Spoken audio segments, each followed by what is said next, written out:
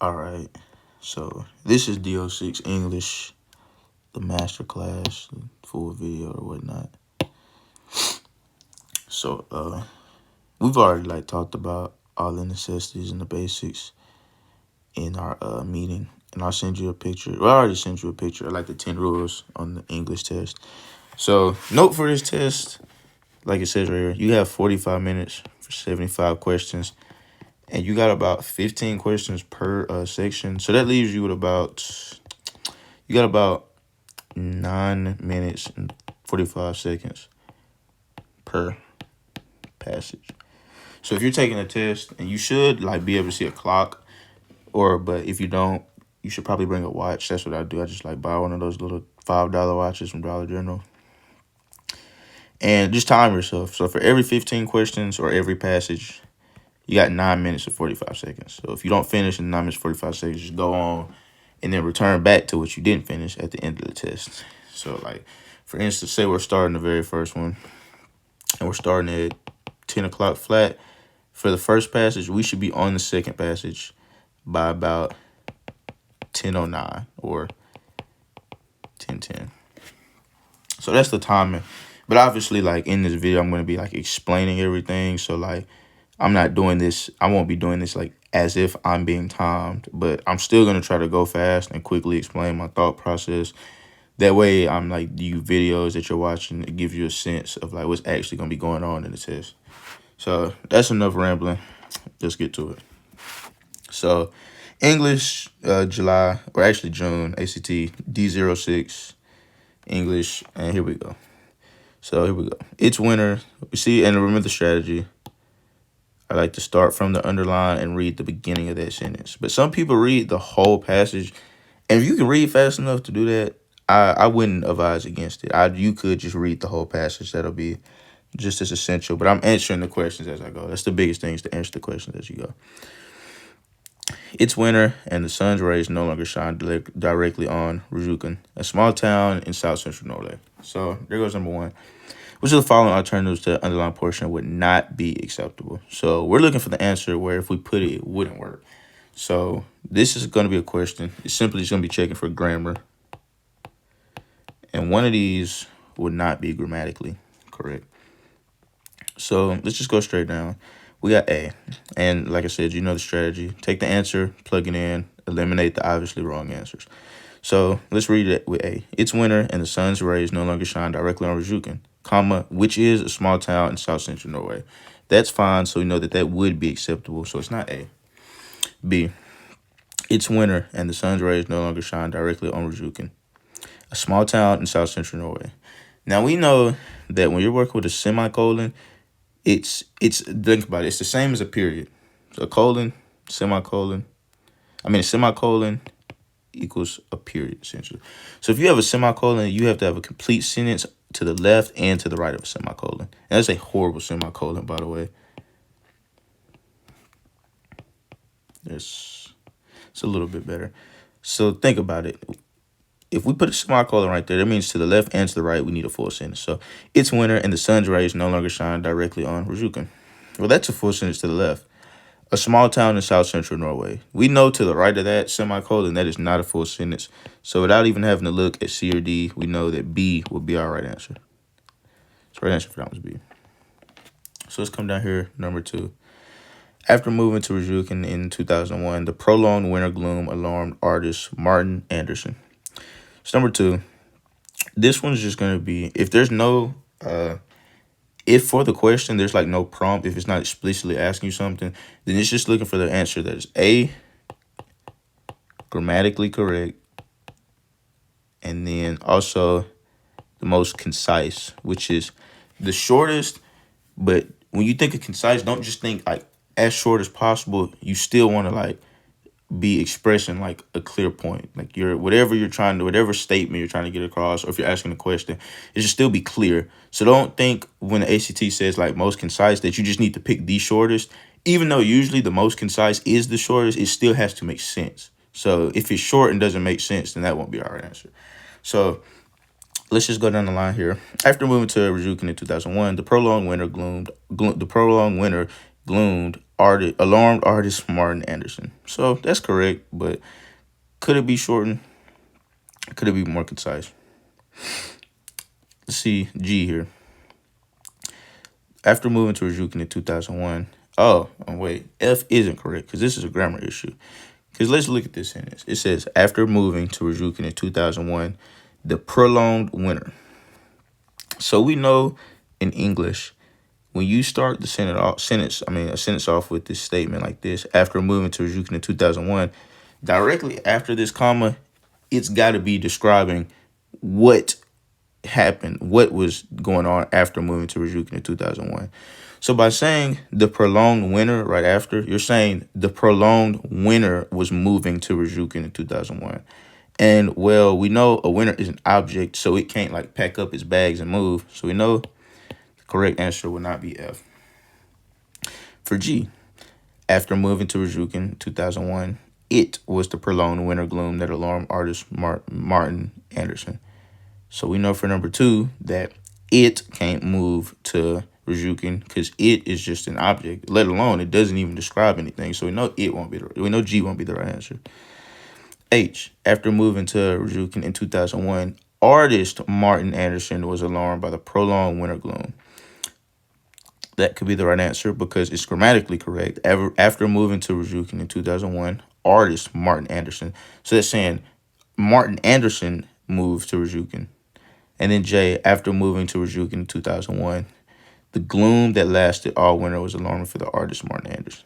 Well, we know it won't be J because a gloom can't move anywhere because a gloom is an object. So just by process of elimination and grammar rules, we know our answer will be H.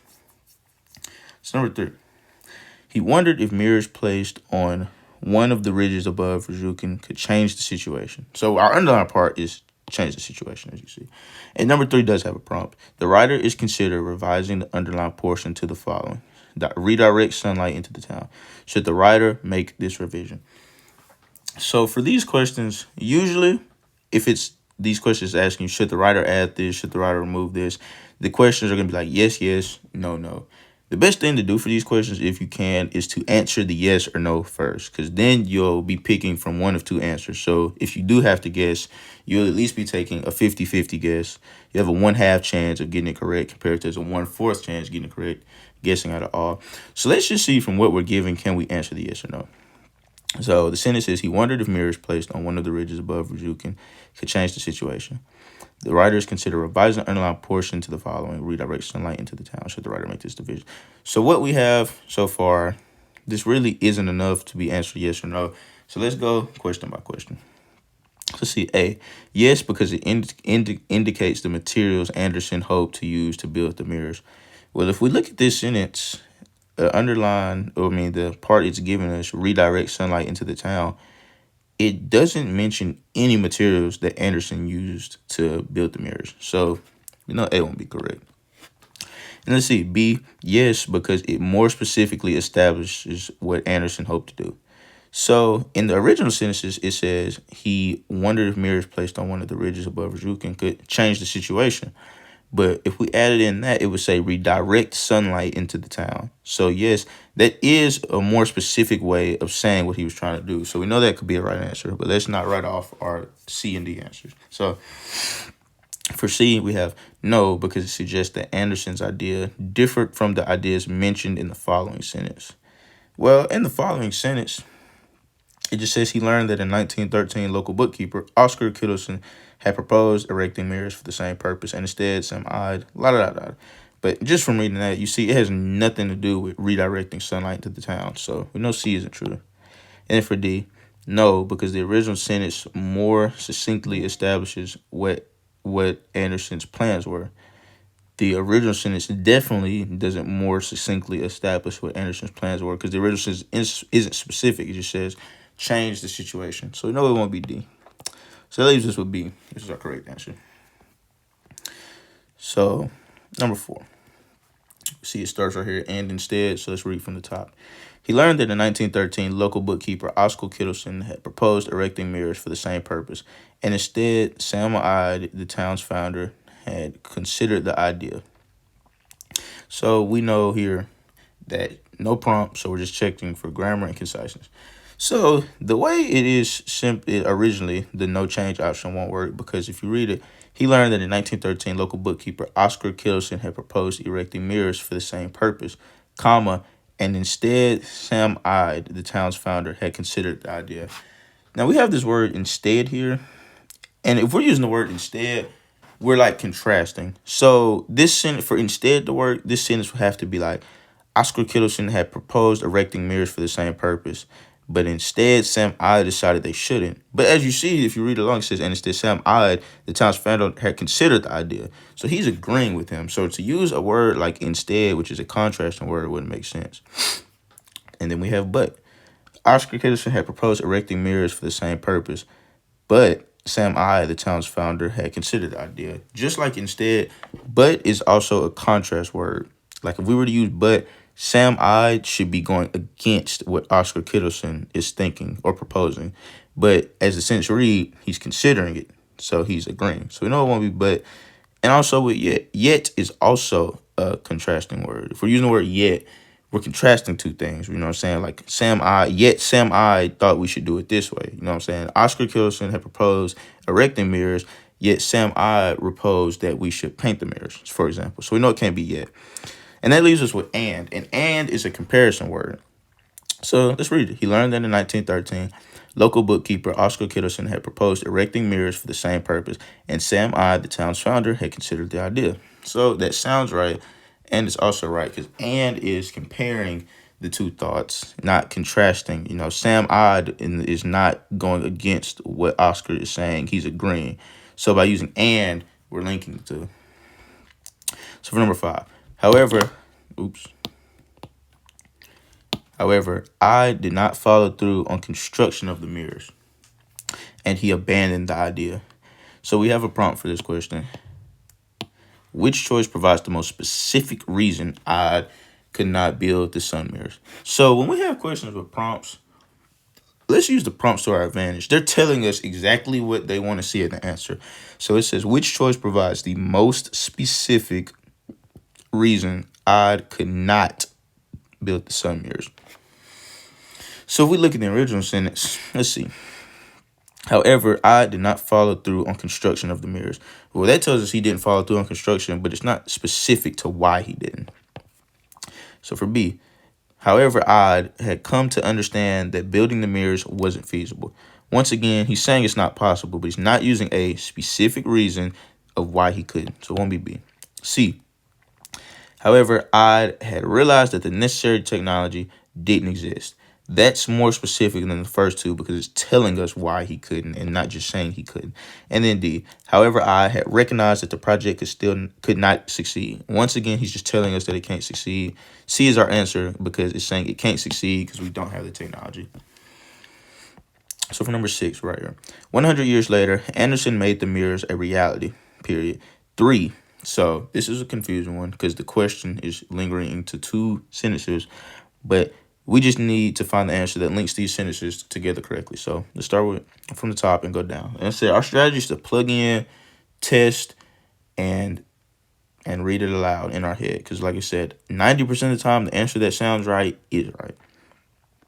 So 100 years later, Anderson made the mirrors a reality. Period. 3 550 square foot mirrors were airlifted to the top of a ridge. La da da da da. So that's grammatically correct. So there's no reason F would be wrong. But we'll check the others to see. 100 years later, Anderson made the mirrors a reality. When 3 550 square foot mirrors were airlifted to the top of a ridge 1,475 feet above Rujukin. This wouldn't work because when you got this when at the beginning of the sentence, you have to follow it up with another independent statement. So, for instance, you have to be like, 100 years later, Anderson made the mirrors a reality. When 3 550 square foot mirrors were airlifted to the top of a ridge 1,475 feet above Rujukin, let's just say the city had workers help put down the mirrors. You know what I'm saying? You just have to have something after. So we know G wouldn't work because that would leave you with a half of a sentence and not a full one. So 100 years later, Anderson made the mirrors a reality. 3 550 square foot mirrors were airlifted to the top of a triangle ridge 1,475 feet above Rujukin. We know H won't work because you can't separate You can't use a comma to separate two full sentences. Commas can only separate two dependent clauses, not two independent clauses. And then J, you know this won't work because there just is no punctuation. So it just gives you one really long sentence with a ton of clauses. So 100 years later, Anderson made the mirrors a reality. 3 550-foot square mirrors. That just sounds crazy. So we know it's not J. And for 6, your answer is F. All right, number 7. Let's just do an underline so we'll read from here. Helicopters carried the heavy equipment up the mountain. Moreover, no roads led to the cliffside construction site. So 7, this is the one they'll test a lot. You have words in the answer choices. The words are like moreover, because, and, or like just a comma and nothing. So it's just important to know how the function of each of these words. So moreover is like a fancy way to say continuing or like also. So it says helicopters carried the heavy equipment up the mountain. And let's replace it with also. Also, no roads led to the cliffside construction site. That makes no sense because, like I said, moreover is a funny word, but think of it as like continuing a process. So, like, John put the bacon on the stove. Moreover, he added season to the bacon. Like, that's a good way to use it. Moreover is a really confusing word, but you know that's not how it would fit in this sentence because we're not continuing a process.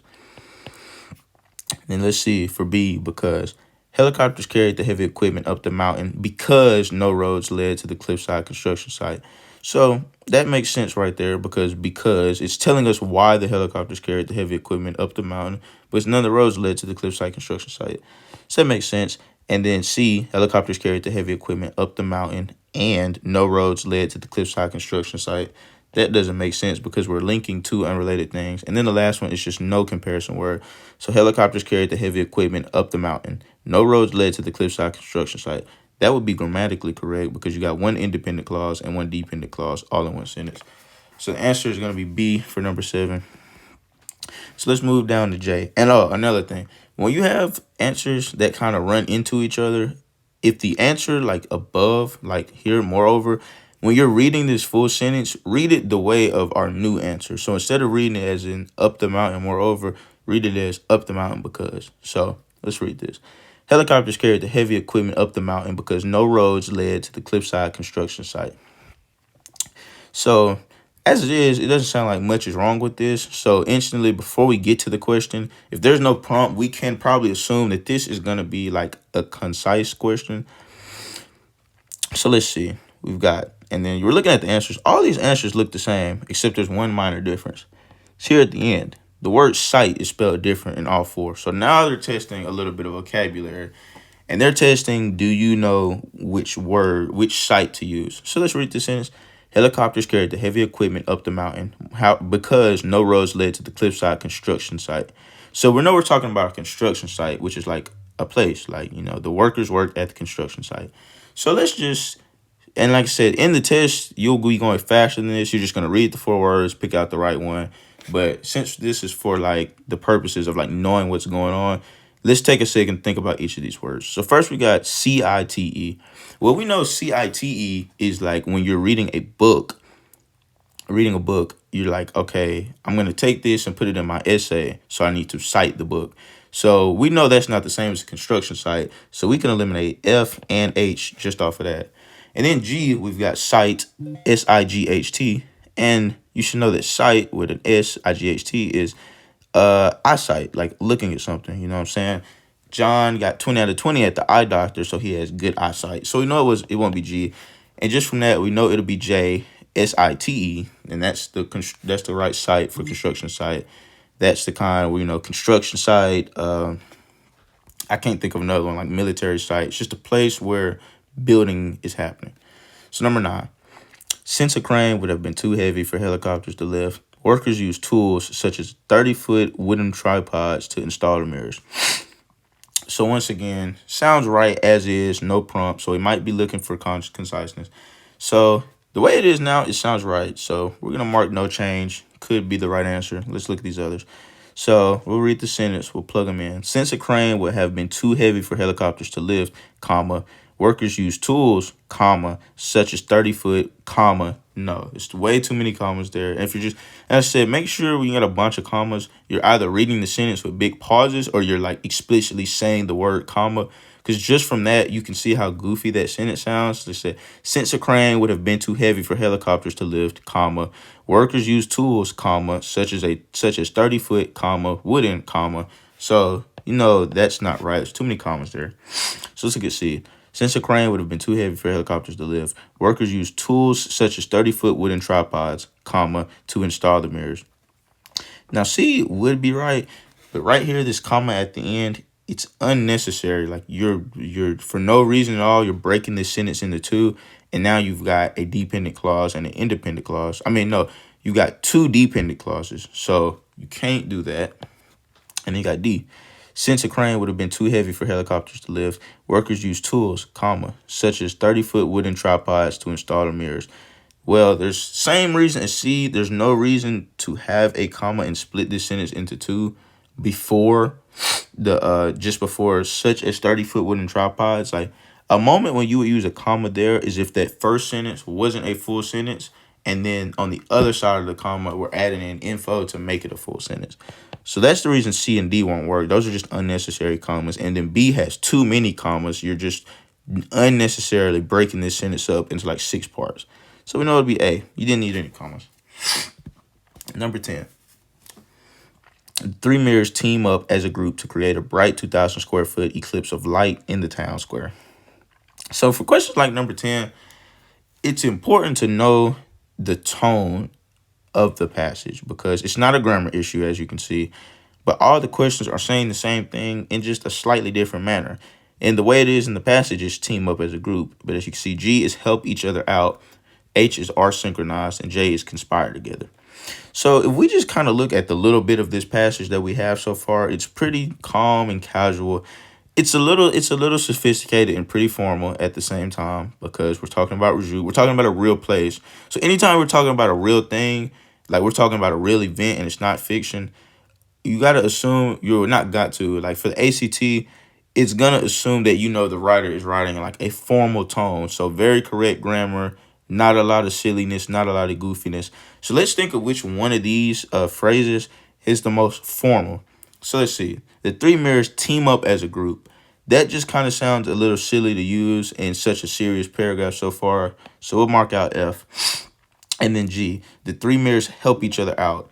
Not necessarily that it's silly, but just a little very basic. It's kind of like a kindergarten way of saying it. So we can mark out G. And then we got the 3 mirrors are synchronized to create a bright 2,000 square foot eclipse of light in the town square. That's pretty formal. It makes sense. It's not too crazy, but just a nice way of like essentially saying the other two, but in not such a silly tone. So we'll part H, and then we'll just read J. The 3 mirrors conspire together to create a bright 2,000 square foot ellipse of light in the town. Now that does sound like it could be the correct answer, but then with conspire together, we're a little bit too formal there. That's bordering into overly formal, like like a funeral speech. So we know J is too formal, and F and G were too kind of casual and silly. So we know H is the perfect fit in between, are synchronized.